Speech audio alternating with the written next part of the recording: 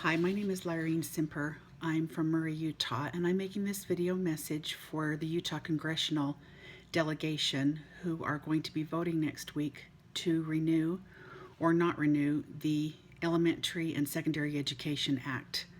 I'm asking all of our Utah delegation to vote no on this renewal. I'm reading from prepared remarks so that I don't forget what I want to say. I'm really concerned about the fact that this is being done once again near a holiday in the hopes that people will not be watching and paying attention to what is going on. I'm also concerned that it's happening behind closed doors where none of our Congress people can get a hold of the bill and look at it before it's going to be voted on next week. And there will be an air of urgency that it must be voted on next week without any chance to study it. I feel like this is the worst kind of representation. First, I would like to thank Senator Lee for alerting the constituents in Utah about the dirty dealings of this reworking and renewing USEA behind closed doors. Utah representatives, should you be asked to vote for any legislation which you haven't read, your default setting should be no. As our representatives representing us, these bills affect the lives of people, real children, real families. You have no business voting for something that you haven't had a chance to read. The purpose of law is not to abolish or restrain freedom, but to enlarge and preserve it.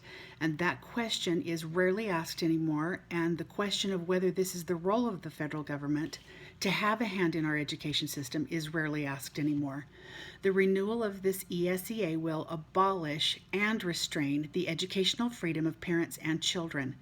And so you have no business voting on something that you haven't read, that hasn't been open to public scrutiny, and you certainly have no business impacting our lives by voting yes to something that has been rushed through with an air and a shroud of secrecy. The renewal of this USEA further entrenches federal oversight in our schools, and this is anathema to the principles of limited and local government, something that Utah should be an example for the rest of the country on. It lays a much stronger foundation for an ever-growing nanny state and threatens to supersede parental sovereignty in the lives of their own children. Tomorrow is Thanksgiving, and instead of preparing dinner for the 16 people I have coming, I am trying to figure out how to post a video of myself to take time to plead with my representatives to represent me and keep me and other families in mind when they make this vote next week.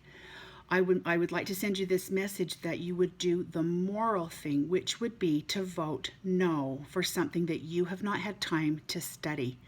Sadly, I'm afraid that should this USEA be renewed, it will be the mothers of this country who will do your homework and find out what is in these thousands of pages of bills that get passed. Please stop listening to the so-called experts in Washington over the families that you have been elected to represent.